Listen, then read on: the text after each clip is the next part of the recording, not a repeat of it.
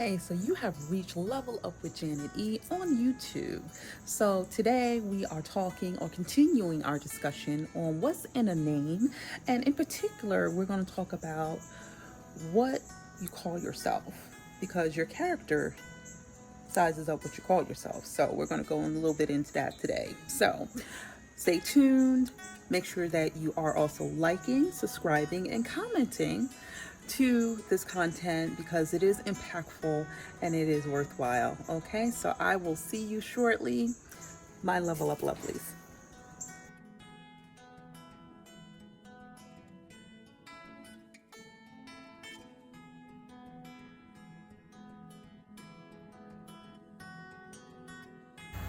Okay, here we are back on Level Up with Janet E. Welcome back. There's a little noise in the background because I'm outside sitting in my backyard. It is beautiful today, perfect weather, perfect turtleneck weather. So I hope you are having a great and fabulous day. So today, once again, I want to continue on our session about what's in a name. And today we're going to talk about what are you calling yourself? And I always reference the Bible when we talk about anything having to do with Level Up with Janet E because the Bible has anything and everything about what's going on in this world today. So it is evidence of the past, the present, and the future. So I always make sure I include it in our studies, in our learning, in our training. So, and I hope you like my little hairdo too. I did a little something different today. So, but anyway, so we're gonna go over a dance move. I'm gonna go over a quick and easy dance move with you today. But we're gonna have a thorough discussion about what you call yourself. So the first thing I want to talk about is the book of Ruth in the Bible. And if you know the book of Ruth, then you probably know where I'm going at. It's talking about Naomi. So Naomi, she was married and her two sons was also married. And unfortunately, there was tragedy in the family, and not only her husband passed away, but her two sons passed away as well. So not only herself, but her two daughter-in-laws were widows. So it was Ruth, who was a daughter-in-law, and Oprah. Okay, hope I'm saying it right. Oh, all right. So from there, she decided to go and return back to her hometown. Now let's look at the name of Naomi. So before she was a widower, her name meant sweet and pleasant. So Naomi, and that was her character. That's what she brought to the table. She was sweet and pleasant. She was kind towards her daughter-in-law. She wasn't no wacky mother-in-law. She was kind towards those she met, and especially those in her family. So let's fast forward back again to her being unfortunately widow, along with her two daughter-in-laws being widows. So she decided to return back to her hometown after she became widowed, and Ruth, one of her daughter-in-laws, decided to return with her. So, because she didn't want to leave her alone. So when she came back to her hometown, Naomi, some of the people gathered around her and was like, we want to comfort you, and Naomi, and we're here for you. And she's like, well, don't call me by Naomi, call me by Mara. And Mara meant bitter. So she was calling herself what she felt, what her character was. So think about it. Her character before, Naomi, meant sweet and pleasant, but now because she was bitter about what happened in her life, she herself said, call me Mara, Mara, meaning I'm bitter. I'm not looking forward to life right now. I don't know what's going on. Why did this happen to me? Woe is me. So her character and her countenance changed based upon what was going on in her life. And a lot of times that's what happens to us too. Our character and our countenance changes based upon what's going on with our life. And I mean, it's not a hard thing to happen. I mean, if you have a lot of things that's stacking up against you and going on with your life, God forbid, she had her husband pass away and also her two sons pass away.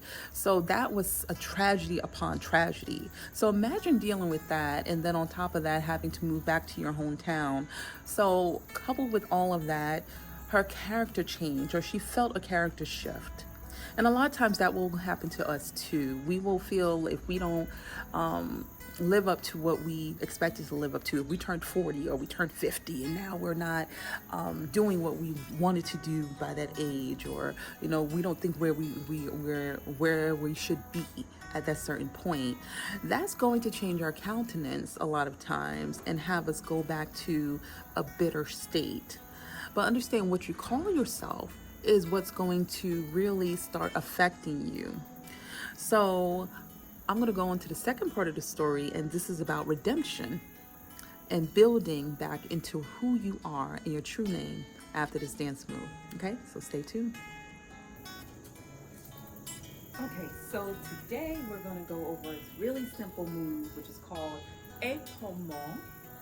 I made sure I pronounced it correctly because it does not look like that, but it's épaulement, which is in French means, or is a ballet term for shouldering.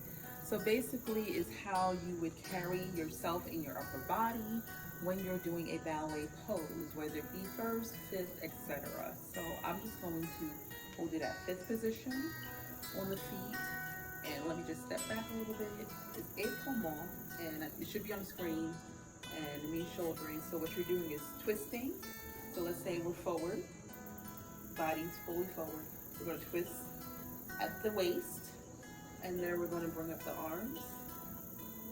And you should see fingertips out, so that the energy is sticking out there. And you want to push out the rib cage a little bit, and you're going to have the eyes either facing towards the fingers or facing forward, but usually facing towards the fingers. So this is more of a shoulder pose, where once again, one shoulder is back and one shoulder is front. So you see my left shoulder is back and my right shoulder is front. And you can also do this from the back. So let's say back here, and we're looking, once again, the rib cage is still out, and you have one shoulder that is more forward than the other, and the waist is still turning or twisted, but you're kind of just in a back pose. So you should just see my back if I'm doing it correctly. Not, but if I'm doing it correctly, you should just see my back. Okay, so that is épaulement, which means shouldering. All right. Hey, so we are back again, and we're going over part 2. I hope you enjoyed that little dance session, little break, dance break. But we are going over part 2 of What's in the Name, and we're talking about you are what you name yourself. So we went over a little bit about the story of Naomi. Now we can go into, after she's moved back to her hometown, she's calling herself bitter, Mara. So as the story goes on, we see that Ruth, her daughter-in-law, actually becomes friendly with one of the rich individuals in the town. His name is Moab. And as they're working on his field, working with him, she becomes very friendly with him, and he becomes very fond of her. So with that, Naomi, or Mara, that she's calling herself, asks if, okay, this person seems to find favor with you, Ruth. Maybe you can ask him if not only can he help us with certain things, but also, if maybe it's something where it can even go down a course of marriage. So Ruth opens herself to being, being more friendly with him, and also just, asking him for certain things, and finding favor with him, and finding favor as a rich man, because he didn't look at her as, okay, she's just a widower. He looked at her as, this is a person who not only works hard, she has good character. This is someone who can be wifey material. Okay, so with that, Ruth marries Moab, and from there we do see that the countenance of Miss Naomi, now she was calling herself Mara, Miss Naomi changes, and we see that even happening before Ruth marries Moab. We see that happening when she asks to, say, hey, he's providing certain things, or he's offering certain things, so she is starting to build up the hope again in herself about her situation, and knowing that it's not a be all end all. It's not, she's not down for the final count, but she still has something that she can do. Now, the one thing I want to point out in this whole situation is that a lot of times, or sometimes, it's not going to just be through you. Sometimes it takes another person to build you up or to help you get back into your character. Now, understand in the Bible, it talks about fellowship. It talks about us, bridging the gap for each other. It talks about us being able to make sure that we form alliances with those who are strong, that can stand strong with us, so that when we're not strong, that they'll be able to stand in the gap for us. So that was Ruth in this situation. She was able to stand in the gap and build that bridge, not only with Moab, but with Ruth, and helping her with Naomi, and helping her understand her true character and who she was, not only to God, but to others. So as the relationship cultivated, and once again, Ruth married Moab, now she was rich, and obviously, Naomi's in the family, so she's gonna get taken care of. So now everything comes back into abundance and the way that it should be. So Ruth knew what she was, and it took Naomi a trial to kind of get back into her character, but ultimately she never lost her countenance and her character, because she knew underneath that she can get that back, or that, and that's a lot of times for us too.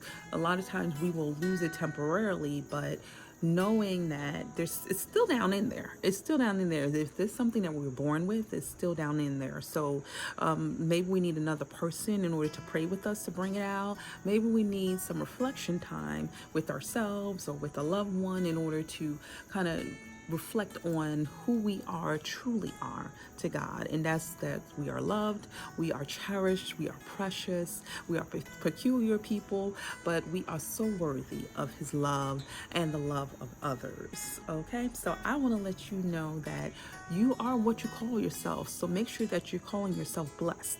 Make sure that you're calling yourself a person of abundance. Make sure that you're calling yourself a favorite person, because all those things will come to pass as you speak those things. The more you speak them, the more they will come to pass, even if you don't see it in the natural yet. God has timing for everything. So even if you don't see it in the natural yet, know that it will come to pass in its time. And sometimes it comes to pass so quickly, which I've seen it, that it makes your head spin. All right, so I want to let you know that always I love you. Make sure to continue to level up, and I will see you next time as we possibly go on a new thing. I got something brewing in my head about something else that I want to talk about. So I want to make sure that you don't miss it, and I hope that you were blessed by this. All right. Have a blessed week. Bye.